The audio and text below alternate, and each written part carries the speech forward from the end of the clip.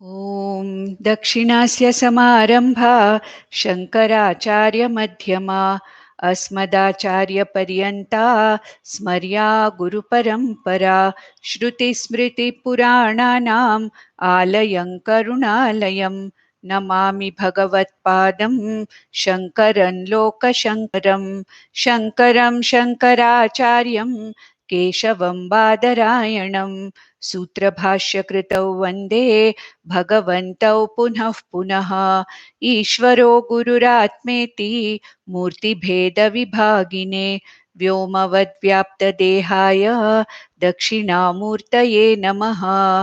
परिज्ञानाश्रम श्रीगुरुशङ्कर परिज्ञानाश्रम शङ्कर सद्गुरु केशववामन कृष्णपाण्डुरङ्ग आनन्द परिज्ञान गुरु सद्योजात शङ्कर सद्गुरु गुरुर्ब्रह्मा गुरुर्विष्णु गुरुर्देवो महेश्वरः गुरुः साक्षात् परब्रह्म तस्मै श्रीगुरवे नमः। ॐ सहनाववतु सहनौ भुनक्तु सह वीर्यङ्करवावहै तेजस्विनावधीतमस्तु मा विद्विषावहै। ॐ शान्ति शान्ति शान्तिः। पार्थाय प्रतिबोधितां भगवता नारायणेन स्वयं व्यासेन ग्रथितां पुराणमुनिना मध्ये महाभारतम् अद्वैतामृतवर्षिणीं भगवतीम् अष्टादशाध्यायिनीम् अम्ब त्वामनुसन्दधामि भगवद्गीते भवद्वेषिणीम् यं ब्रह्मा वरुणेन्द्ररुद्रमरुतः सुन्वन्ति दिव्यैस्तवैः वेदैः साङ्गपदक्रमोपनिषदैः गायन्ति यं सामगाः ध्यानावस्थिततद्गतेन मनसा पश्यन्ति यं योगिनः यस्यान्तं न विदुःसुरासुरगणाः देवाय तस्मै नमः। The 13th chapter is one of the most subtle and the difficult chapters, because here Bhagavan is trying to explain to Arjuna and in turn to us about the Sat Swarupa Chit Swarupa Brahman. And Brahman as Aksharam Brahma was already introduced in the 8th chapter. And now what Bhagavan is doing is, in these verses that we are studying now, Bhagavan is trying to give the very nature or the Swarupam of this Aksharam Brahma as Satrupa Brahma, Chitrupa Brahma. And that is what is explained in our Upanishads as this Brahman is Sat, Chit, Ananda Rupa, Satyam, Jnanam, Ananta Rupa, Brahma Atma. That is what is explained. And that explanation is being given in a very brief way by Krishna Krishna is explaining this to Arjuna. And now from the group of three groups of 2 words each, 3 pairs of words which Arjuna wanted to know in detail, Bhagavan has already completed Kshetra-kshetrajna description. Bhagavan already has completed the description of the instrument of knowledge called Jnanam. And now Bhagavan is dealing with what is the Gneya Vastu. And as it was said, as we have been discussing in the last session, this Brahman or this Gneya Vastu is called as Brahman or Atma. And what is this Brahman? What is the nature of this Gneya Vastu? Gneya means what? What is that which is to be known by all human beings, knowing which one is free from one's sorrow, knowing which one attains moksha. And this thing which is to be known, which is Neyam, which is also called as Brahman or Atma, and that is what is explained in detail in all the Upanishads. That is the central teaching of all the Upanishads. And here Lord Krishna is briefly trying to say that this Brahman, he explains the very Swarupam of this Brahman as existence or the isness that we find in everything. Now, as I explained last time, Everything needs to exist, which has to be recognized by us. Every object in this Jagat exists, but it exists on what? It takes the support of this original or the only absolute existence called as Atma or Brahman. Atma or Brahman is the absolute existence, or what is called as the Paramarthika Satyam. And everything else, this entire Jagat, all the objects exists, basing their existence, borrowing existence from this very Sat Swarupa Atma. That is what we have been discussing since the last session. And in the last session, in the 14th verse, Bhagwan said that it is Sarvendriya Guna Abhasam. This Satta or this existence is present in every experience of every sense organ. When I hear something, I say there is sound. When I see something, I say there is this object. When I smell something, I say there is this smell of this particular thing. So, in every experience, in the cognition of every experience of the jiva through all the sense organs, what is recognized is the easiness or the presence of that particular experience, which Bhagwan said or described as Sarva Indriya Guna Abhasam. That which is the existence in and through every experience of the sense organ. At the same time, though it is in and through each and every sense organ, it is not limited, it is not affected by any of the sense organs. And he said, Sarvendriya Vivarjitam. This Atman, this Brahman, this Sat existence is something which is not affected by all the instruments of our sense organs. It is that which gives existence to all the sense organs, but not actually affected by any of these. And this very existence itself cannot be divided into various parts. So, this Satta, this Satyam, this existence is partless, Niravayavam, that which does not have any kind of attributes, any organs, any parts to it, though it is the existence in every indriya of every jiva, and it is the existence behind all the experiences experienced by the sense organs of all the jivas, and it is that which is fulfilling and giving existence to every being. When I say I am, it is that Brahman which is giving me this existence. When I say you are the one who is sustained by this existence called as this Brahman. It is, she is, he is, was, is. Anything that you say it is, it is. This isness, this existence is what is provided by this Brahman or the Neya Vastu which is to be known.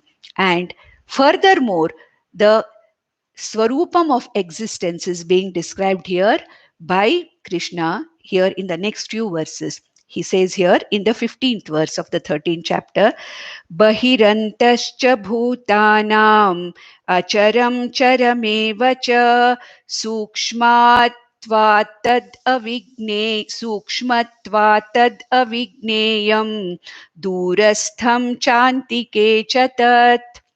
So what he says here is, this existence is inside me, outside me. It is inside every living being, it is outside every being. It is within every object, it is outside every object. Now, what do we mean by inside and outside? See, when I say it is within me, inside me, it is outside me, what do I mean? What is that kind of avadhi or paridhi, or what is it that I take as the limit or the extent before which I say it is within, and outside it, I say it is outside? What is it? Now, for me, up till this skin, up till this, whatever body I can perceive, this is the limit for me to say anything which is within this, ultimately, this skin and nails, till the end of this is my paridhi, this is the limit. And within this, I say it is inside me also. Anything which is outside this body, I call it as outside. So what is the inside and what is outside? Inside and outside is a very relative term. It relates to what is the limit I set for inside and outside. Supposing I say that, I'm inside this house, in my house. Now the walls of this house are the limit for me to say I'm inside. Supposing I ignore the walls and I only take the compound of, the apartments where I'm staying, then what happens? I'm inside this particular apartment because my limit where I say inside and outside has gone beyond the walls of this house to the very compound.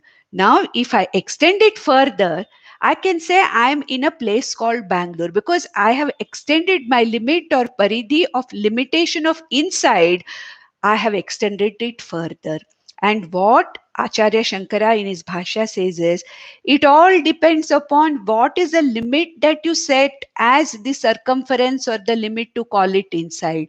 When I understand that, ultimately what Upanishads tell me is, I am that limitless Atman or Brahman. There is no limit as such at all because this body is only a experiential limit just for appearance.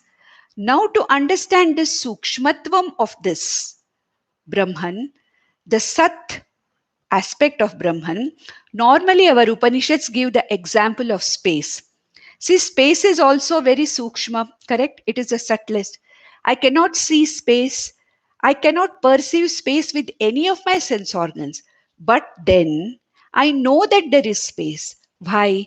Because it is avakasha pradatra, in which it is a space in which everything has been accommodated. The provider of accommodation for everything is space. Therefore, what do I say? Though I don't see space, it is the subtlest of all the elements. Still, I know that there is space because there are things existent in this space. And that is why our Upanishads say that this Brahman, Sat Swarupa Brahman, this Sat or existence is everywhere. How do you understand this? Take the example of space. If space is subtle, Brahman or the Sat Tattvam of Brahman is even subtler than this space. And if I can perceive of this space, then I know that there is something called space in which everything is accommodated. This whole universe is accommodated. Where is this space itself along with this entire universe accommodated? This is Satta, Sat or existence. It is this existence in which even the space and the entire, all the five elements and all the elementals which we call as Jagat, everything is existent in this. Now let us take another example for this inside and outside. Another example which is given by the Upanishads. Supposing we have 10 vessels, say pots. In Upanishads explain that in terms of pots. Supposing there are clay pots, 10 clay pots which are kept here. There is a space inside the clay pot which we call as Ghata Akasha. Akasha means space. Ghata Akasha, the space which is available within the spot, within the pot. Then there is what is called as the Maha Akasha or Bahya Akasha, the space which is felt or which is recognized outside, not felt, it is recognized outside the pot. Now, is there really an inside and outside? It is one space. Because of the limit of that pot, because of the dimensions of the pot, I say that whatever space is available within the pot is pot space. Supposing this pot is destroyed, there is no pot at all, a pot breaks. What happens to the pot space? Does it merge with the main Maha Akasha or it was never different from it? This pot space was never different from the Maha Akasha or space outside the pot. Therefore, what is inside, what is outside? What is the existence inside? What is the existence outside? What is it within me? What is it outside me? If there is a space inside the pot, is it really inside or from the context of the limitations of the so-called shape of the pot, whatever space is in the pot, I call it as pot space. Is it different from the space outside? It is not different. Similarly, what I call as antaha bahischa bhutanam, here the first line. Here Bhagwan says that existence which is inside me, in me, and that existence which is outside me, that existence which is inside every object, every living being, and that existence which is outside every object is one and the same. Therefore, this existence or the Sat Swarupa Atma or Brahman is inside an object also, outside an object also.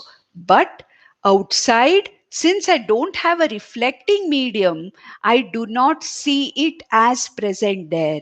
Supposing we are two of us here, I say, yes, I am reflecting that existence. The existence is in me, the existence is in you. What about existence between me and you? Is there an existence? If there is a space between me and you, which I cannot really perceive, but I can understand.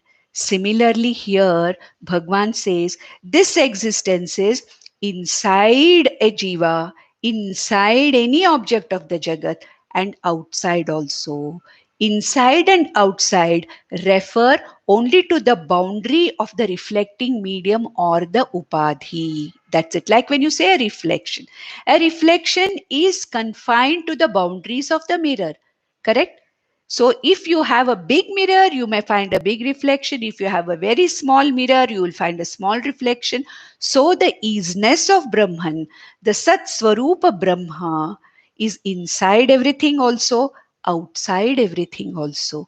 Outside me, I may not be able to perceive this existence, but then, like space, I have to understand that every object, every being is situated in this existence. That's why Bhagwan Krishna said, Matsthani sarva bhutani. In me, everything is existing. In me, everything is, situated.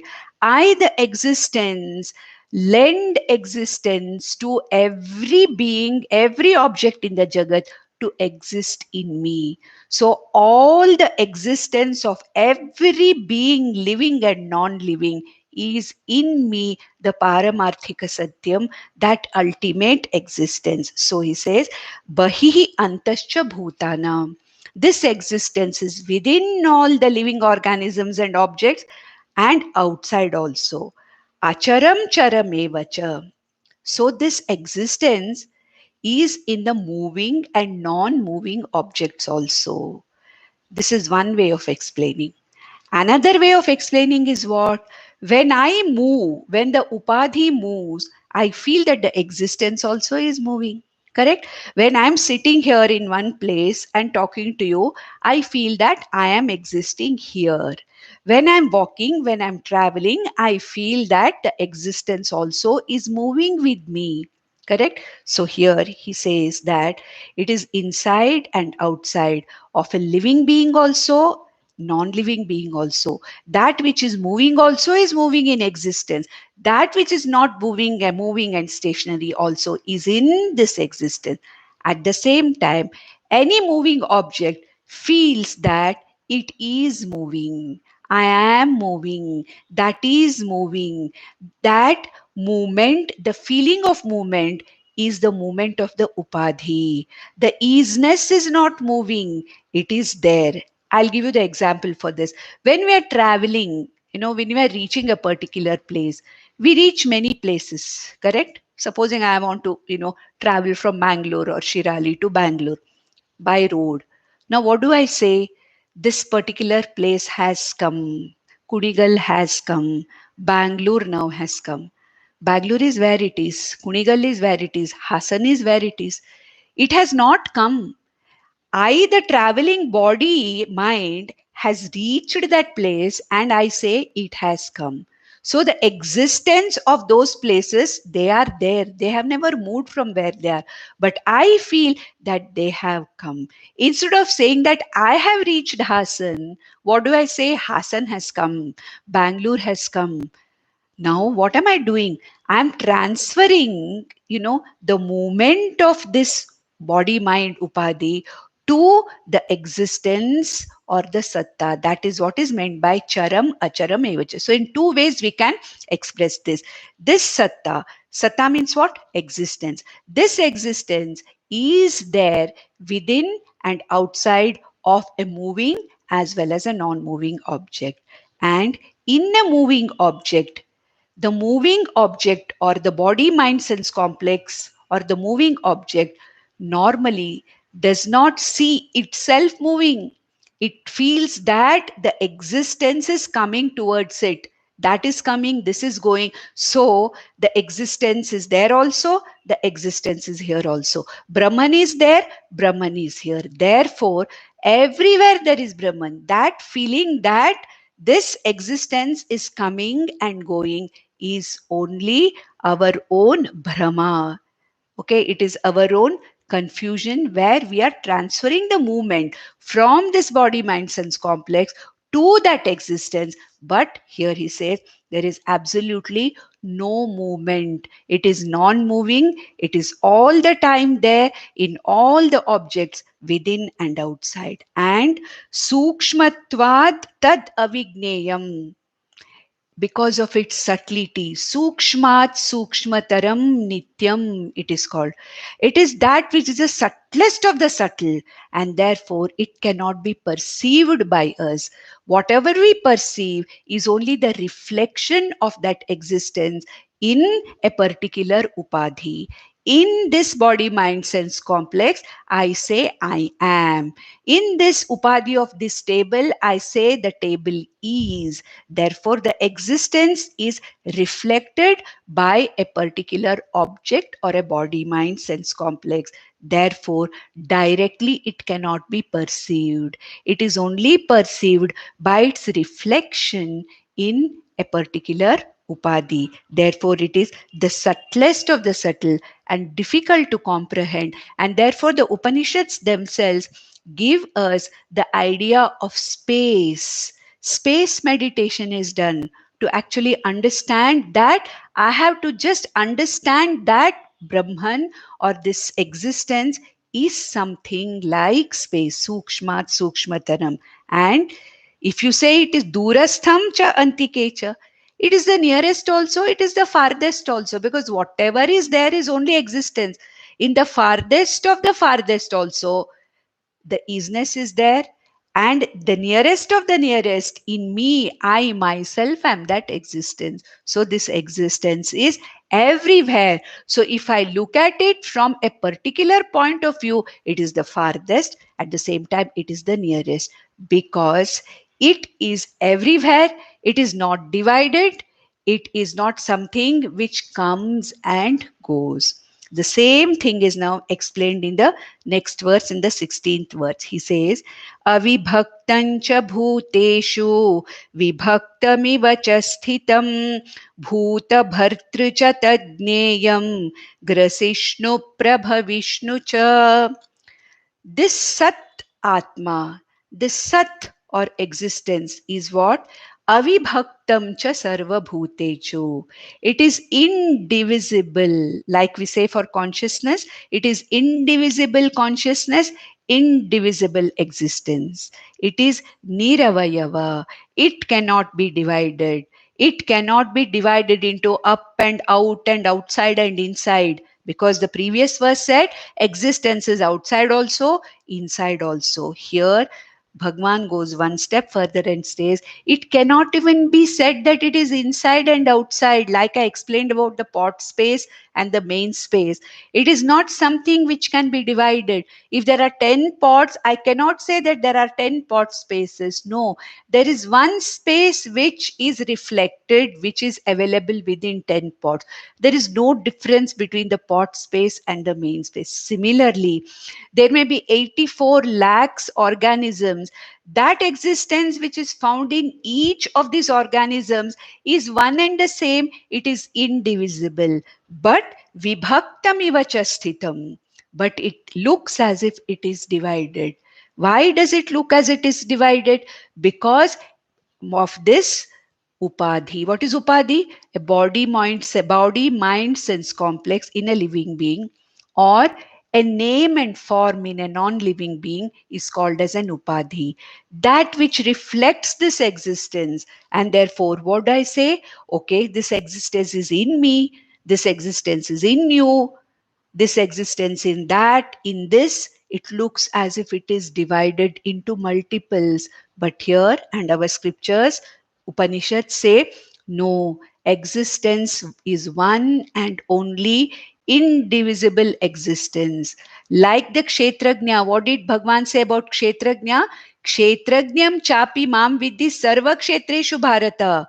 There are no different kshetrajnas. There are no different consciousnesses. There is one consciousness inside, outside. There is one consciousness in every being. In fact, every conscious or sentient being is in this consciousness. The same rules apply for existence or satyam also. This existence also is like kshetrajna in every being, but it is not divided. It is not divisible by anything. But because of a particular name and form in, a non-living object, and because of the body mind sense complex of the living object, this so-called upadhi, this so-called, the reflecting medium, it looks as if there are different reflections of sat.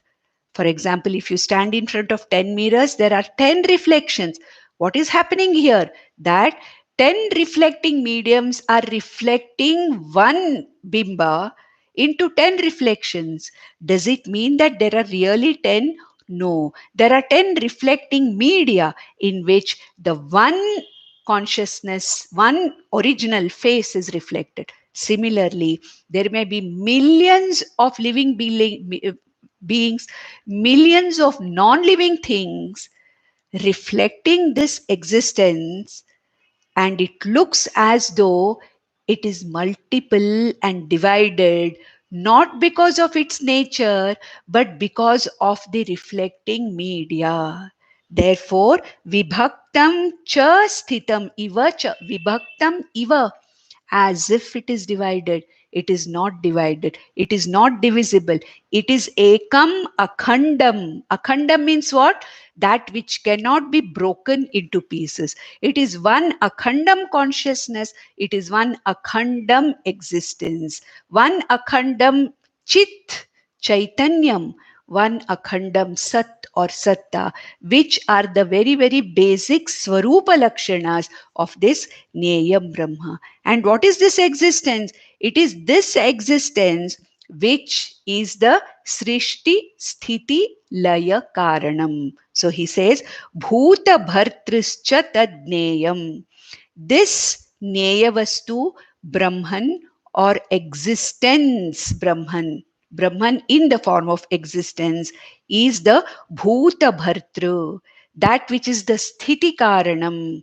All the jivas, all the bhutas are existing in this existence, the Paramarthika Satyam, Satta, existence, Brahman, and Grasishnu. It is that existence which ultimately at the time of Pralaya swallows all the beings. Grasishnu, the swallower or the resolver of all the beings at the time of Pralaya. And Prabhavishnu, that in which all the lokas, all the entire universe, the entire Srishti with all its living and non-living beings appears and exists.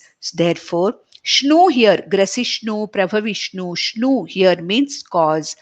This existence, Brahman, is the cause in which the entire universe appears, exists, and ultimately resolves. And this existence is not different from kshetrajna or consciousness. Sadeva chit Chideva Sat. We have to understand this.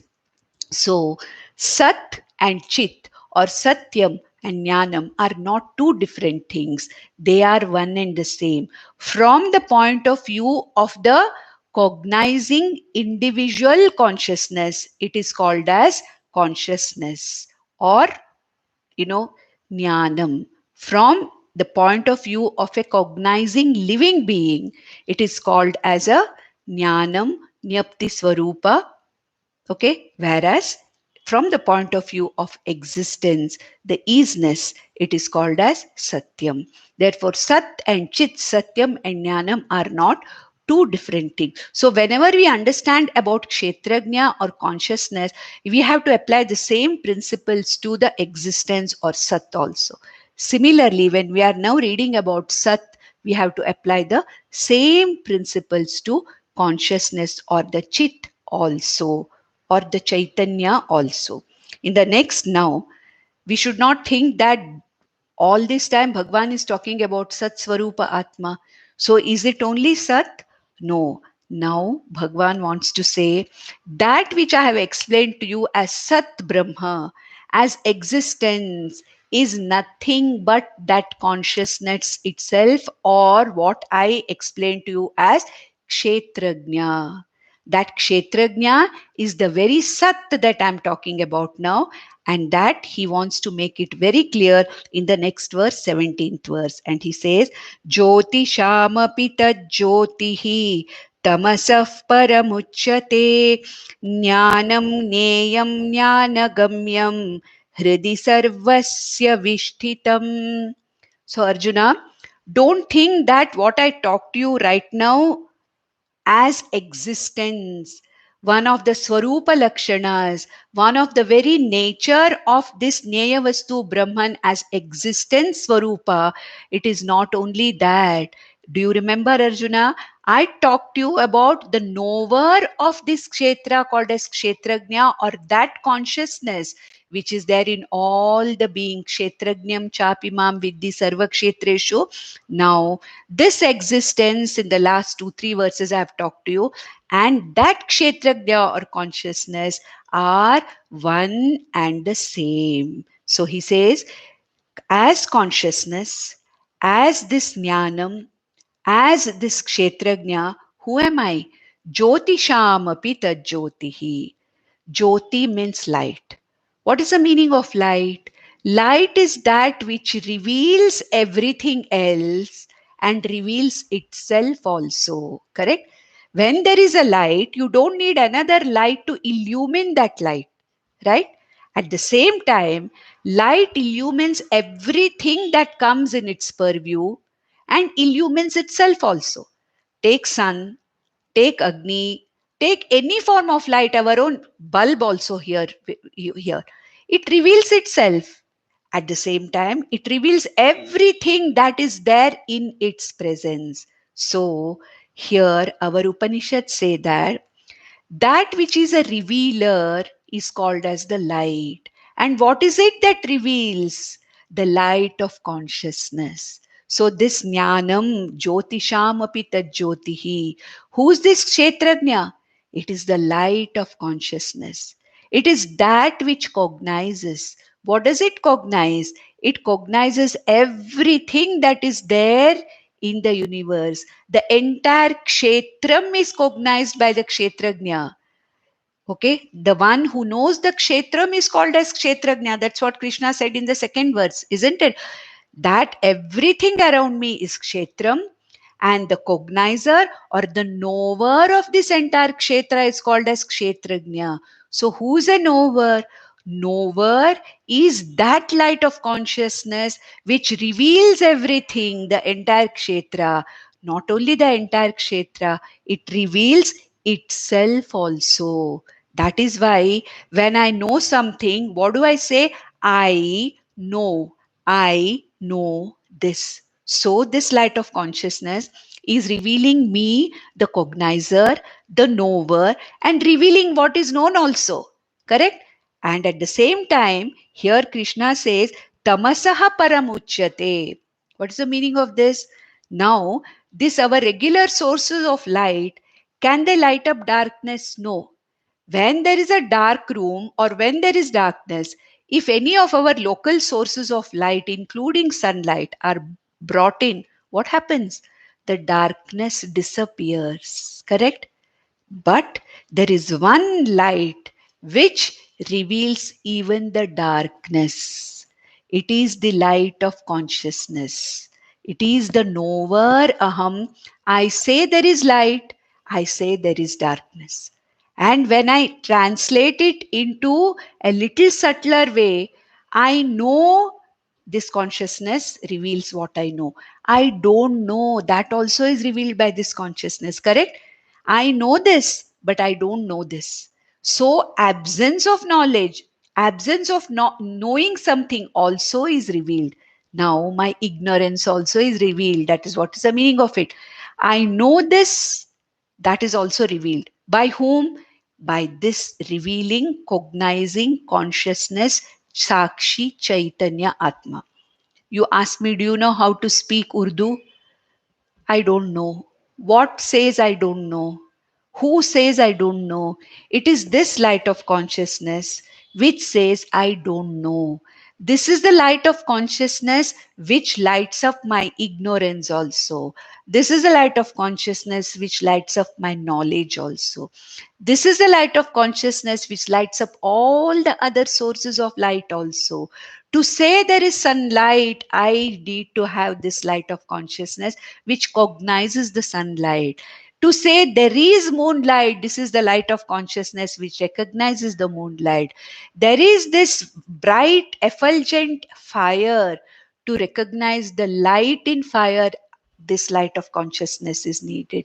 Therefore, this is called as tamasaha paramuchate and jyotisham apita jyotihi. It is the light of all lights. This is the light of consciousness, the Kshetra-kshetrajna, the Chaitanya Rupi Atma, the Sakshi Chaitanya Atma, which not only reveals itself, it reveals everything in this world, starting from my body, mind, sense complex. It reveals everything, all the other lights also. That is why there is a very, very famous and a well-known mantra in Mundakopanishad and Kathopanishad. And this mantra is always chanted at the time of Arati in any temple. I'm sure we all know that. Na tatra suryo bhati na chandra tarakah nema vidyuto bhanti kuto yamagni tameva bhantam anubhati sarvam Tasya bhasa sarvamidam vibhati. What is the meaning of that?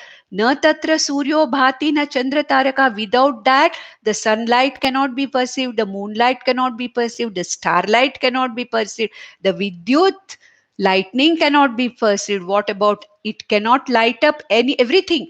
What about this small Agni, one water camphor that I am using to show you the arati? Hey Bhagwan, that particular idol which is there in that dark guha, is this real Agni capable of lighting you up?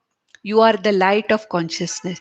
Can sunlight light you up? No. Can the moonlight light you up? Or this small camphor light, Aarti, can it light you up? No. It is this light of consciousness which lights up all the other sources of light. It lights up every object in the world. It lights up its own existence. Not only that, it lights up what I'm ignorant about also. So that Jyotisham api Jyotihi, Jyotisham Jyotihi, it is called as, even in most of the Upanishads, this cognizing Chaitanya Atma, Jnana Swarupi Atma, Kshetrajna, is described as Jyotisham Jyotihi, the light of all lights, the light of consciousness, which is capable of lighting up the darkness outside and the darkness of ignorance inside me also. And Arjuna, Jnanam, Jneyam, Jnanagamyam. It is this consciousness which is the Swarupam of the knowledge itself as instruments of knowledge. It is that because of which every object is known. And it is that consciousness which is worth knowing. Jnanagamyam. It is the Neyam, to be known. It is that knowledge which I have to make the effort of knowing through Shastra's words and Guru's words. And that is the ultimate knowledge, hey Arjuna. And where is this light of consciousness situated? It is everywhere. It is not in one place, it's everywhere. But I can, you know, see it, I can experience it in myself as I am, aham. So, Hridi Sarvasya Vishtitam. This light of consciousness, which is all pervading, which I called as Kshetrajna, is, you don't have to look for it anywhere, Arjuna. It is present as the I, the cognizing principle in every jiva's buddhi, hriday sthitam, hrideshe sthitam. In 18th chapter, Bhagwan is going to say that I am situated in every jiva's heart. As what? As kshetrajna. As that consciousness which is reflected in this buddhi as chidabhasa rupena, which I told you in the very second session of the 13th chapter. So, this light of consciousness, Jyotisham Jyotihi, that which can even light up every kind of darkness and ignorance and every kind of light which can light up. Where is that available? It is all through, but then it is very easily available in me as the Sakshi Chaitanya Atma.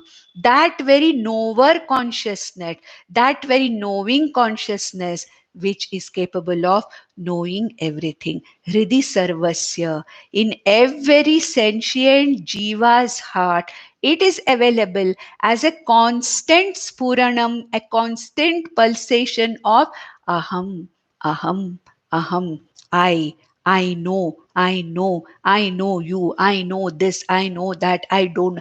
Constantly aham rupena hridi sthitam. Vishtitam means sthitam.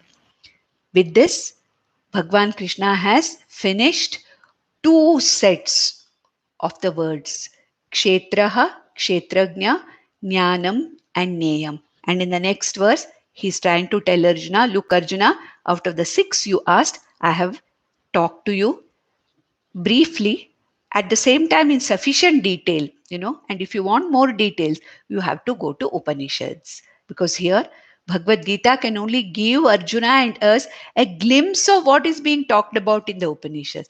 And all these are being very detailed, discussed in great detail in the Upanishad. So I have given you sufficient, knowledge about what is Kshetra, Kshetrajna, what is Jnanam and Neyam, and more details you want to know, you have to go to Vedanta. And now, so he says, next, 18th verse, Iti kshetram tatha jnanam Neyam choktam samasataha madbhaktaye tadvijnaya madbhavayopapadyate. So he says, Arjuna, iti kshetram tatha jnanam Neyam cha uktam samasataha. Very briefly, Arjuna, I have completed 4 of the topics that you wanted to know. And those who seriously want to understand it, and those who know it from the words of the Upanishads through the Guru's Upadesha, what happens to them? They are the Jignasu Bhaktas. Mad Bhakta Yetad Vijnaya.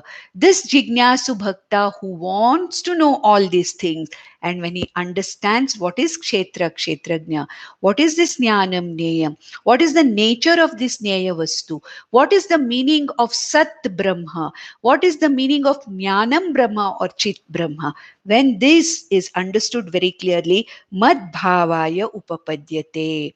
This Jnani Bhakta ultimately understands me Tattvataha. So what is Krishna doing here, Lord Krishna? He is in between stopping and telling Arjuna, look, when you have asked for 6 things, now you should know how many I have completed, otherwise you'll be confused. Therefore, you should not ask me again, what is Neyam? So, in between, this is the teaching. This is the way Upanishads teach. They keep stopping in between and they remind us that, look, this much we have covered and we have 2 more topics to cover. This is what is called as Simhavalokanam. Simhavalokanam means looking backwards and saying, look, from here we have come up till here. So we have completed these. Now, so many more are left to be completed in this particular chapter or whatever it is. So Krishna is doing here Simhavalokanam to bring the Shishya back and gain his attention, because it's such a subtle thing. I don't know whether Arjuna has really kept count of how many topics have been covered. It's possible. It happens to us also. How many things were covered? What all did Krishna talk about? It's so subtle. Yo, I don't understand anything. No, it is not that. To make Arjuna understand that out of these three sets, two sets we have completed. Now, Arjuna, let me go to the last set of things, two things which you asked for. Two things in the that is what? Prakriti and Purusha. Though Arjuna's first set which he expressed was Purucham Prakriti Chaiva, but then Krishna decided to talk about Purusha and Prakriti as the last group or the last set, because he has already talked enough about Prakriti and Purusha in the 7th chapter, in the 8th chapter, in the 9th chapter, 10th chapter, all this. So he has decided to take up this set as the last for discussion. So in the 19th verse, Bhagavan says, Prakritim Purusham Chaiva Vidyanadi Ubhavapi Vikarancha Gunanschaiva Vidhi Prakriti Sambhavan. So, Arjuna, you asked me what is Purusha and Prakriti. May you understand that Purusha and Prakriti together are the very Karanam or cause of this entire manifest universe. It is a combination of consciousness, Purusha, and matter principle, Prakriti. Matter and consciousness together are called as Paraprakriti and Aparaprakriti in 7th chapter. Paraprakriti was described in detail in the 9th chapter. Aparaprakriti was described in detail in 7th chapter. And lot of details about Aparaprakriti were described in the 10th chapter and also in the 11th chapter. So Arjuna, you understand that Prakriti and Purusha, that is the matter principle called as Prakriti or Maya, and the consciousness principle called as Brahman or the Nyeya Vastu, which we already talked about, cannot, be the Karanam of this universe independently. Brahman is independent existence and consciousness. But without the support of Prakriti or Maya, Jagat or the creation cannot be projected.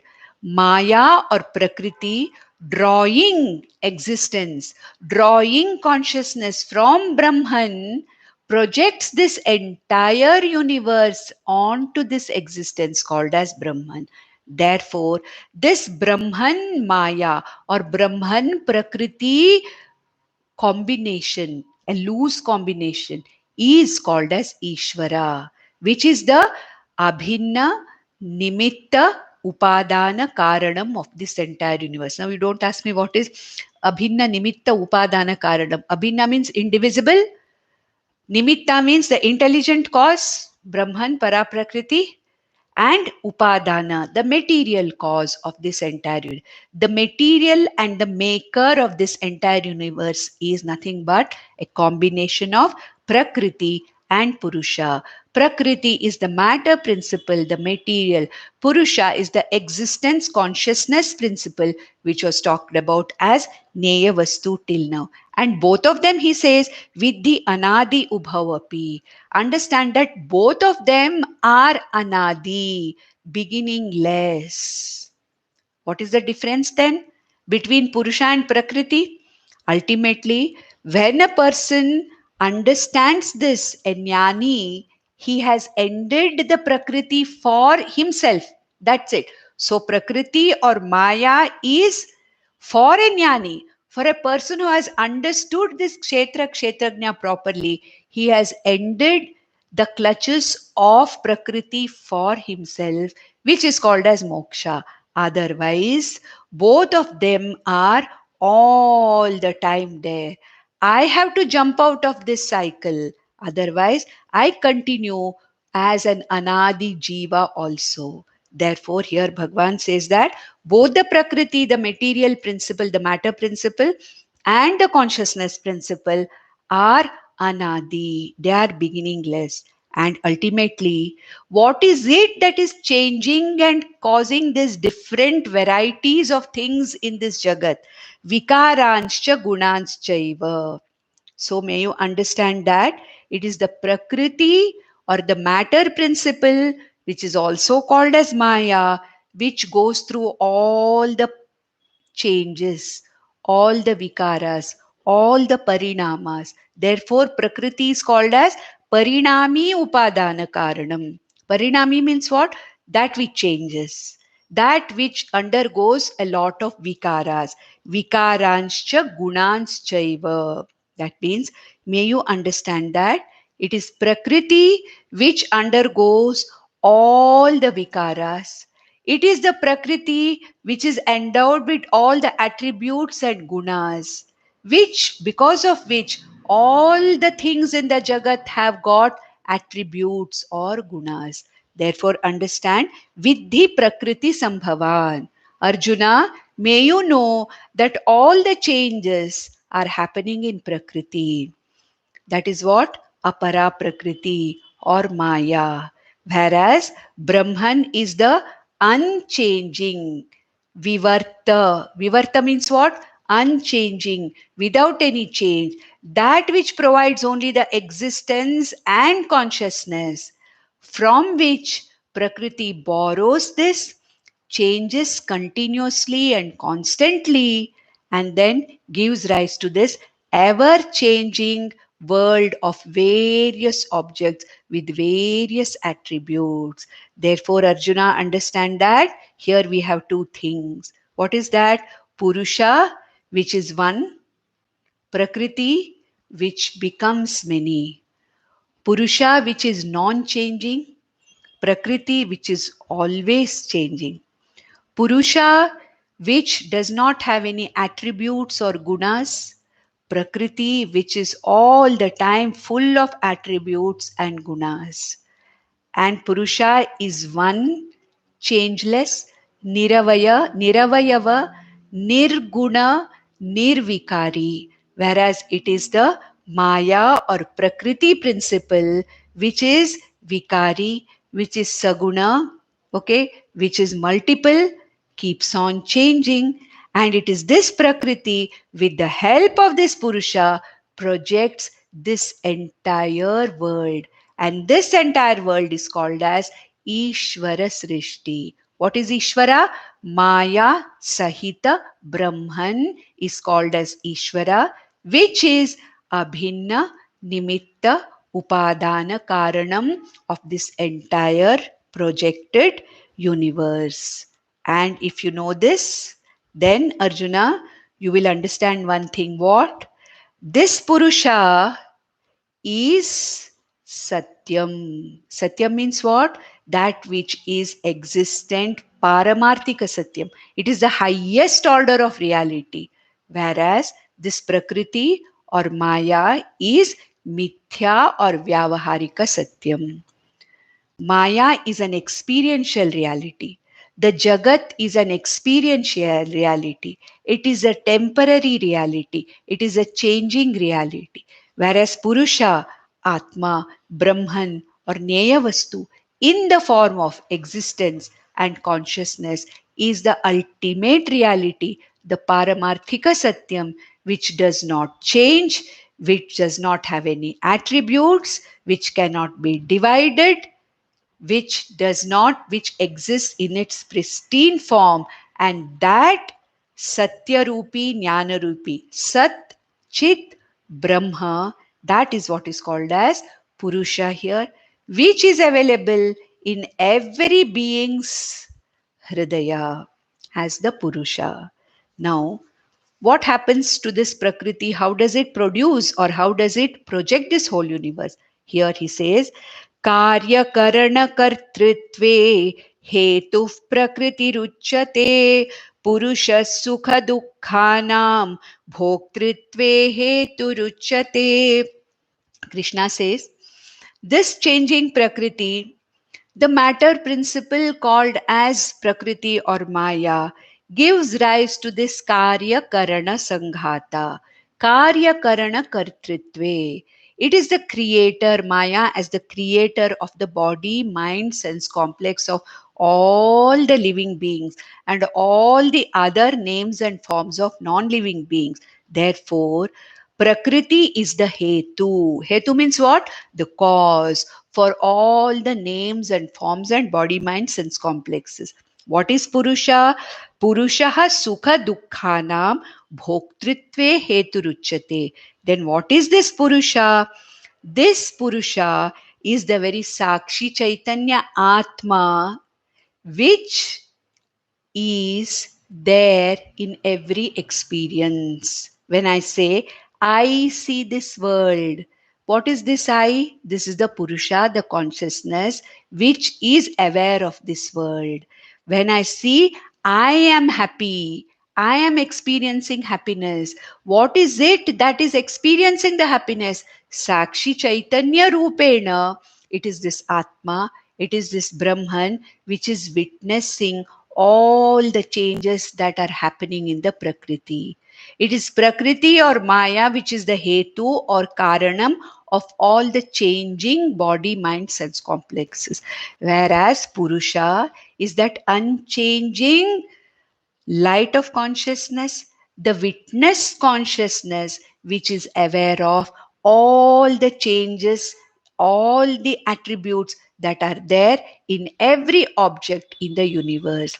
Therefore, Prakriti is the changing matter, Purusha is the Sakshi Chaitanya of all the changes that are taking place. Then, where is this Purusha situated? We have another 4 minutes, we'll see. Where is this Purusha? Purusha is nothing but Kshetrajna. We have to understand that Kshetrajna, Purusha, and Nyayam, all the three mean the same.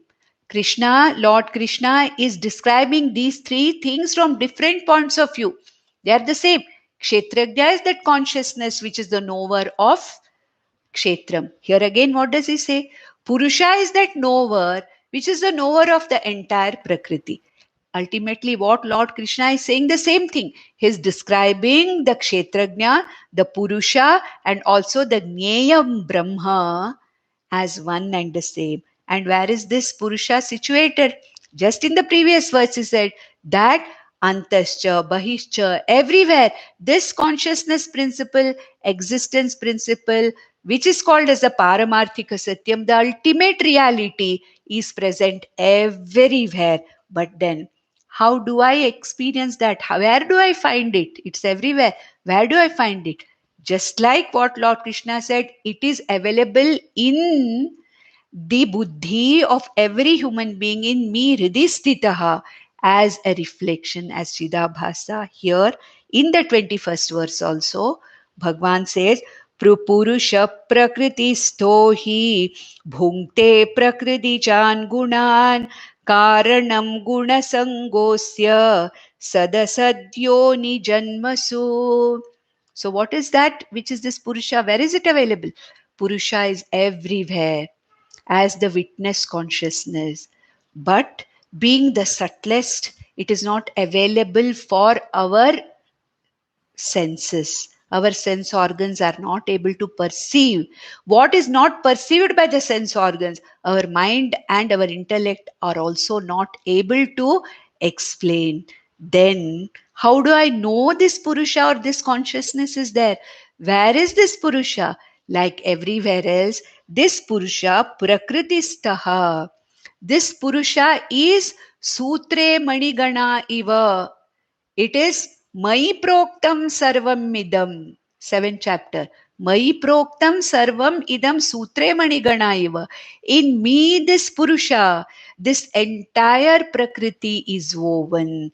This entire Jagat is woven into me. So, where is Purusha? Where is consciousness? Where there is no consciousness.